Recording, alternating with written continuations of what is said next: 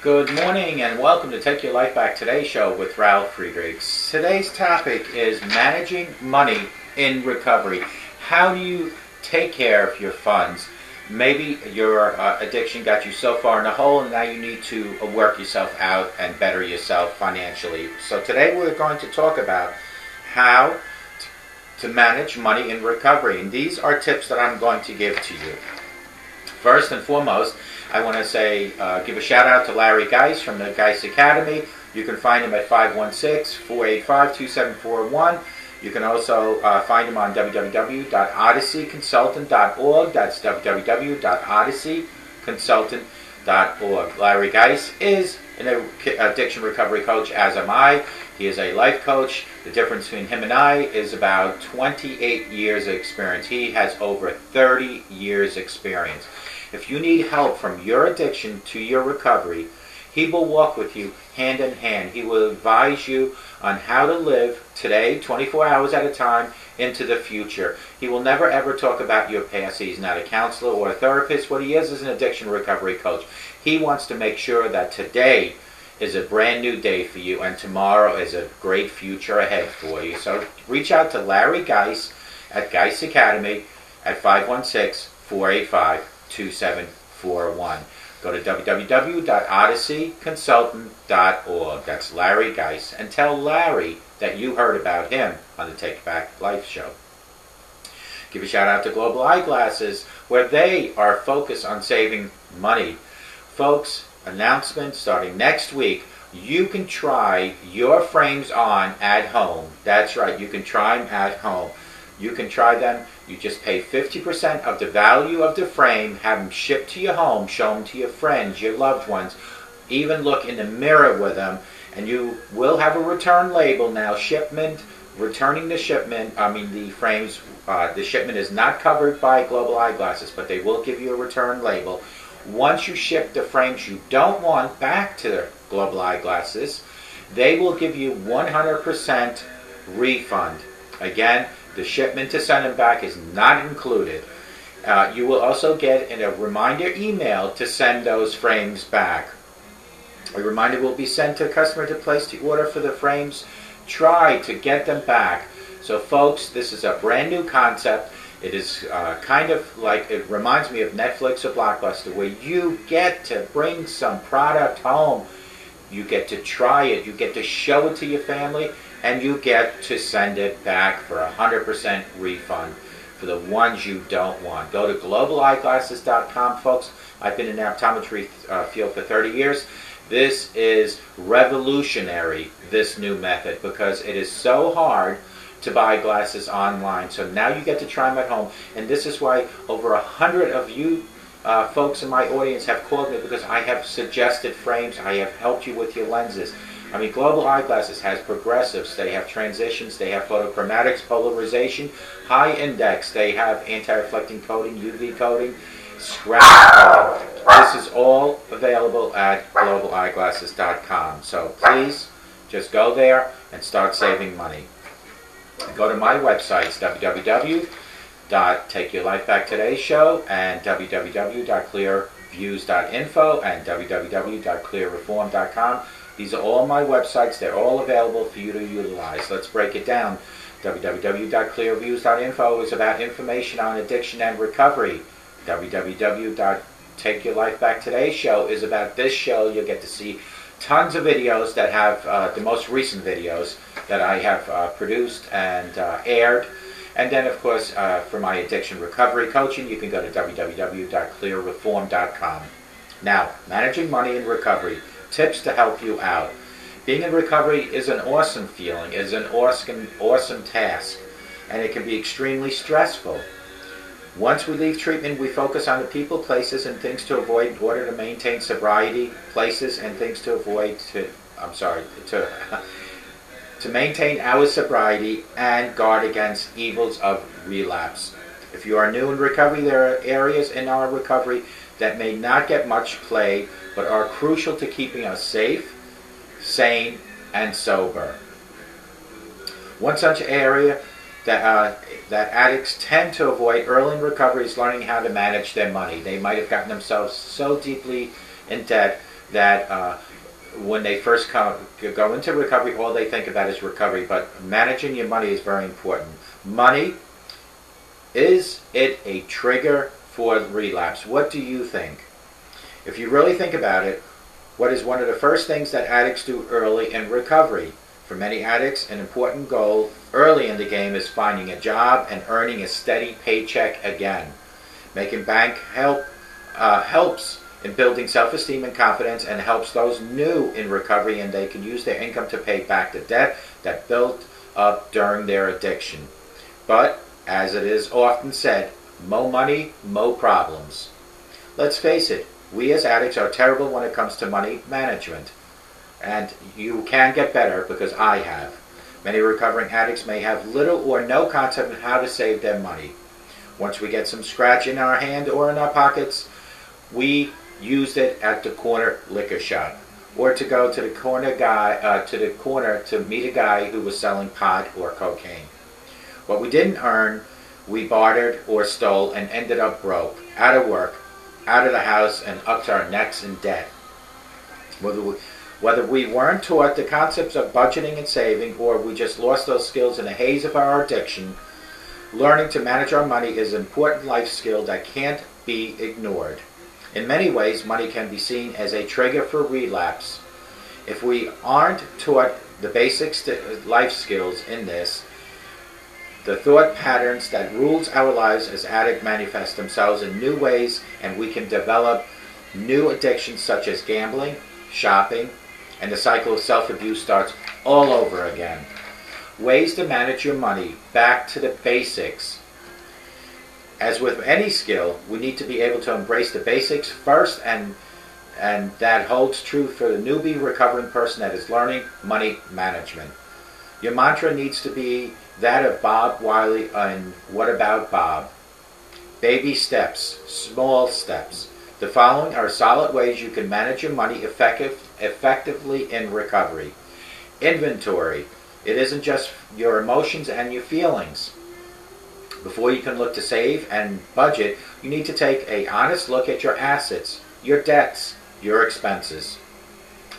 This progress can be an eye-opening and can be a weighty blow to your ego. But you need to take an honest inventory of where you are at, and before you can chart the course for your future, you need to make sure that you write these things down. There can be a ton of negative feelings associated with this process. Don't let it become a trigger or a relapse. So having the help of a trusted family member or a friend can help you focus on the present and what you can do to improve your situation instead of dwelling on what happened in the past. Let's not worry. Let's worry about today and tomorrow. Learn the concept of budgeting and saving. For many people, and addicts included, budgeting and saving can be seen in the same light as dieting. It elicits groans and complaining, and if you are barely breaking even, as it is for you, you may wonder why you need to do these things in the first place.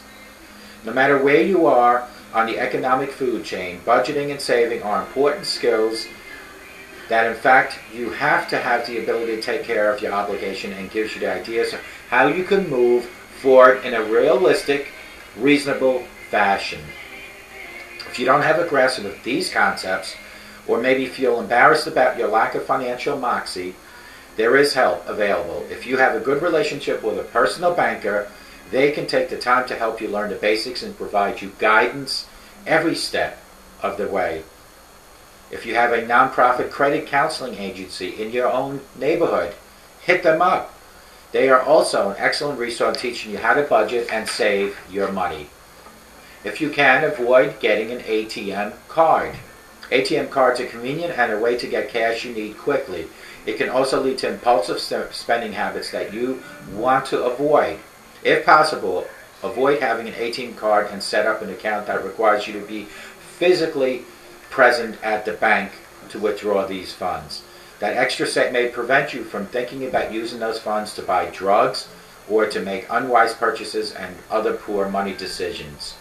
Understanding needs versus wants. Needs versus wants. The difference between a want and a need can be subtle. On one hand, your sobriety is not served by ignoring genuine needs for self-care. But on the other hand, it is not served by fulfilling your every desire and effort to numb emotions. No matter how much debt you may have, your sobriety and you come first. If you need help, get help. There is no shame in getting help. There are those instances where people just aren't good at managing money, and there are many, thousands out there.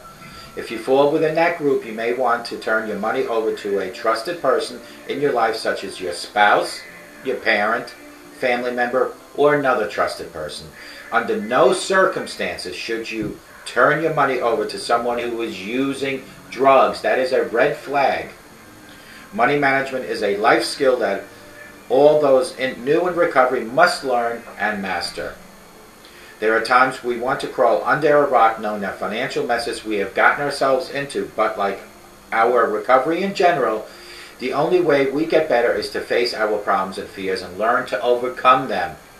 People in recovery need to be taught not only how to cope with money problems, but how to avoid them in the first place and to fix them when necessary. Folks, managing money in recovery, these were tips, and I'm going to recap on them quickly.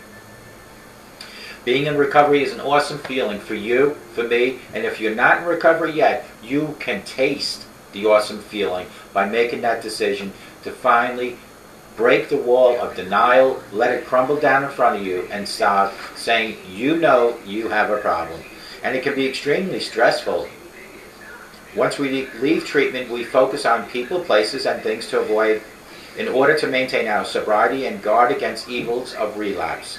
If you are new in recovery, there are areas in our recovery that may not get much attention, but they are crucially or as crucial as important as sobriety itself. One such area that addicts tend to avoid early in recovery is learning how to manage their money. Is it a trigger or a relapse? Money can be a relapse. If you really think about it, what is one of the first things that addicts do early in recovery? For many addicts, an important goal early in the game is finding a job and earning a paycheck again. Making bank helps in building self-esteem and confidence and helps those in recovery, and they can use their income to pay back the debts that built up during their addiction. But as it is often said, mo money, mo problems. Let's face it, we as addicts are terrible when it comes to money management. Many recovering addicts may have little or no concept of how to save their money. Once we get some scratch in our hand or in our pockets, we run to the nearest liquor store at the corner, or at that same corner see Johnny who is selling marijuana or cocaine. But as it is often, but we didn't earn, what we didn't earn, we bartered or stole and ended up broke, out of work, out of house, and out of a job. And now you might be neck deep in debt. Whether we weren't taught the concepts of budgeting and saving, or if we lost those skills in the haze of our addiction, learning to manage our money, it is an important life skill that can't be ignored. If we weren't taught the basic life skills, the thought patterns that rules our lives as addicts manifest themselves in new ways, and we can develop new addictions such as gambling, shopping, and the cycle of self-abuse starts all over again like a big circle. Ways to manage your money, the basics. As with any skill, we need to be able to embrace the basics first, and that holds true to the newbie recovering person that is learning money management. Inventory. Take a self-inventory. It's not just your emotions and your feelings. Before you can look and save and budget, you need to take an honest look at your assets, your debts, and expenses. And this might be embarrassing, but don't let it trigger you or cause a relapse. This process can be an eye-opening and can be a weighty blow to your ego. Let your ego go. But you need to take an honest inventory of where you are now and where you project you from going tomorrow before you can reach the goal. There can be a ton of negative feelings associated with this process, so having the help of a trusted family member, a friend, or possibly a consultant is suggested. Learn the concept of budgeting and saving. For many people, and addicts included, budgeting and saving can be seen as the same as dieting. It elicits groans and complaining, and if you're barely breaking even, as it is, you may wonder why you need to do these things in the first place. No matter where you are on the economic food chain, budgeting and saving are important skills in the fact that you have the ability to take care of your obligations, and it gives you ideas on how you can move forward in a realistic fashion. If you don't have a grasp with these concepts, or you may feel embarrassed about your lack of financial moxie, there is help available. If you have a good relationship with a personal banker, they can take the time to help you learn the basics and provide you guidance in every little step of the way. If you have a non-profit credit counseling agency within your neighborhood, hit them up. They are also an excellent resource in teaching you how to budget and save. If you can, avoid getting an ATM. ATM cards are convenient and a way to get cash when you need it quickly. It can also lead to impulsive spending habits that you can or you need to avoid. If possible, avoid having an ATM card and set up an account that requires you to physically go to the bank to withdraw these funds. That extra step may prevent you from thinking about using those funds to buy drugs, to make unwise purchases, and other poor decisions. Understanding the difference between needs and wants. The difference between a want and a need can be subtle. On one hand, your sobriety is not served by ignoring genuine needs for self-care, but on the other hand, it is not served by fulfilling your every desire in an effort to numb emotions. No matter how much debt you may have, your sobriety and you come first. If you need help, you need to get help. There are those instances where people just aren't good at managing money. There are many out there. If you fall within that group, you may want to turn your money over to a trusted person in your life, such as your spouse, your parent, family member, or another trusted person. Under no circumstances should you turn your money over to someone who utilizes drugs. Money management is a life skill that all those new in recovery must learn and master. There are times we want to crawl under a rock knowing financial messes we've gotten ourselves into, but like our recovery in general, the only way to get better is to face our problems and fears and learn how to overcome them. People in recovery need to be taught not only how to cope with money problems, but how to avoid them in the first place and fix them when necessary. Folks, you can certainly crawl from whatever financial situation you might have gotten yourself in. You can definitely crawl out of it. What needs to be done are the basics. Start from fresh. Take that self-inventory. Make two charts, one of your assets and one of your debt. And of course, if you have financial problems, that debt column is going to be overwhelmingly higher than your column with assets. I will tell you from experience that a few years ago, financially, I wasn't bankrupt by all means, but I was not doing well. Sobriety has taught me to watch every penny, of course not to a point where I'm cheap, but to watch penny and how to improve my credit rating, which has improved tremendously. And a lot of it has to do with it because I'm not utilizing funds for alcohol. I'm utilizing funds to pay my bills. Bills are very important to pay. Your financial management is very important to stay on top of.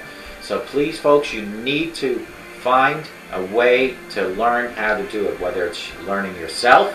You can go to the library and get books on it.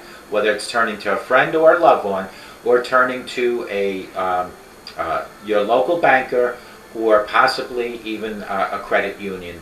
But available help is out there. You need to locate it and you need to find it. If you have any questions, you can certainly reach out to me at 844-405-HELP or 631-599-0218. I will try to help you find someone within your area to work on your finances.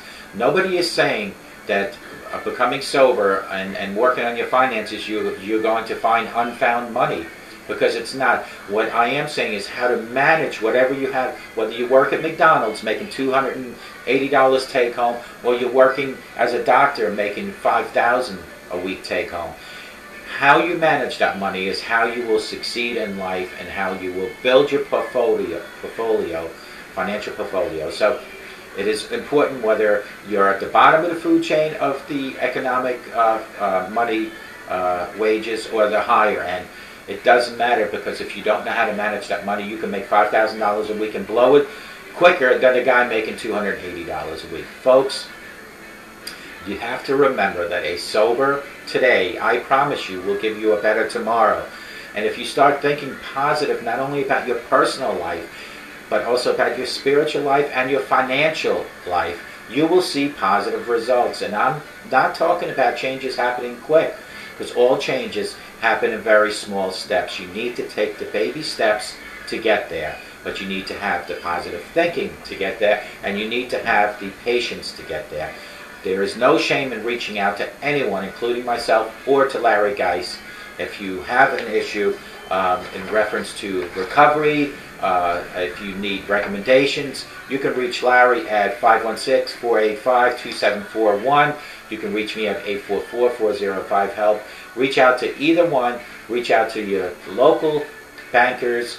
Reach out to your credit unions. Reach out to a family member. But you need to reach out. Folks, I hope to God that each one in my audience has a terrific, beautiful day. But more importantly, I hope and pray you have a sober day. And may God bless you.